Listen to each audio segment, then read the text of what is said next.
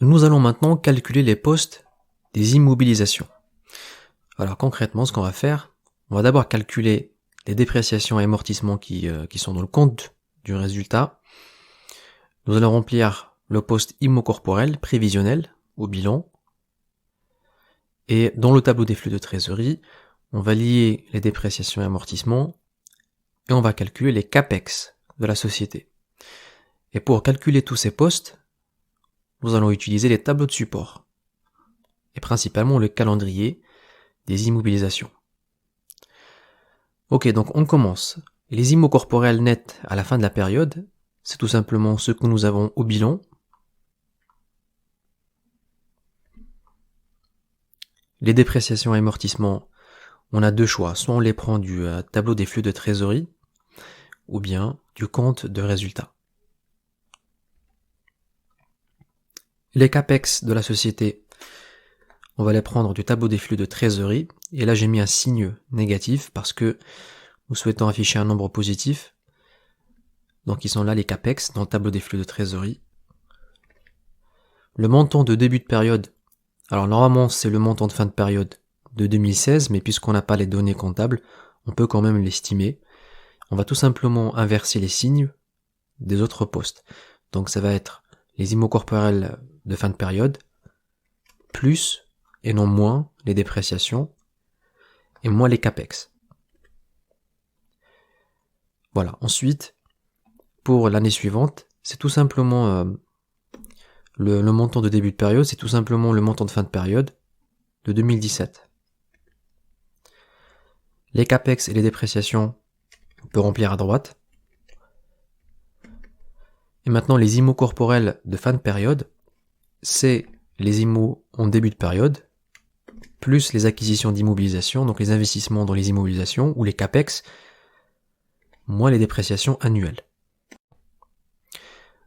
60-113. Et normalement, si tout est correct, ce nombre doit être similaire à ce qu'on a au bilan. Ce qui est le cas. Donc 60-113.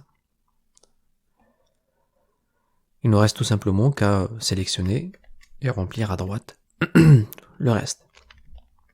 Ok, maintenant côté prévisionnel. Les immobilisations en fin de période, nous allons appliquer le ratio de rotation des immobilisations. C'est donc notre chiffre d'affaires prévisionnel pour 2020 divisé par le ratio de rotation. Les IMO en début d'année, c'est tout simplement les IMO de fin d'année de l'année précédente, donc 2019. Les dépréciations et amortissements, nous avons notre hypothèse qui est de 3%. Et donc, puisqu'on a un pourcentage du chiffre d'affaires, nous allons multiplier 3% par le chiffre d'affaires de l'année.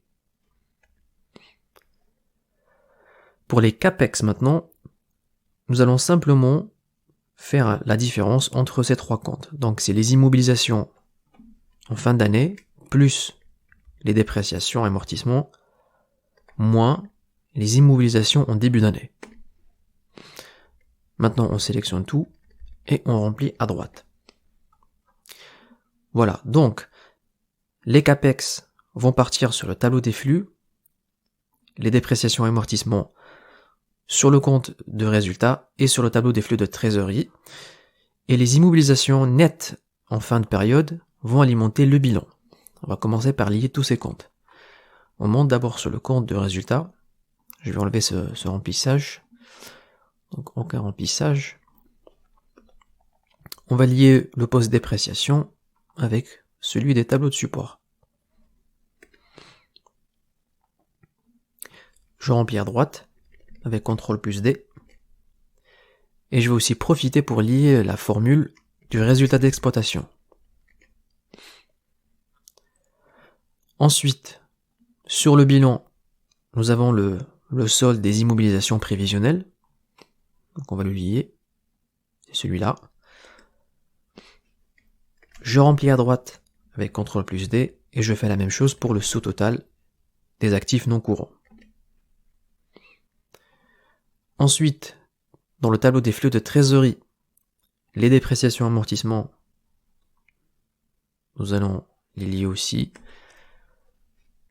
Je remplis à droite. Et pour les CAPEX, je vais inverser le signe, puisque, je vous le rappelle, dans le tableau des flux de trésorerie, toutes les entrées de liquidité sont des nombres positifs, et toutes les sorties de liquidité sont un nombre négatif.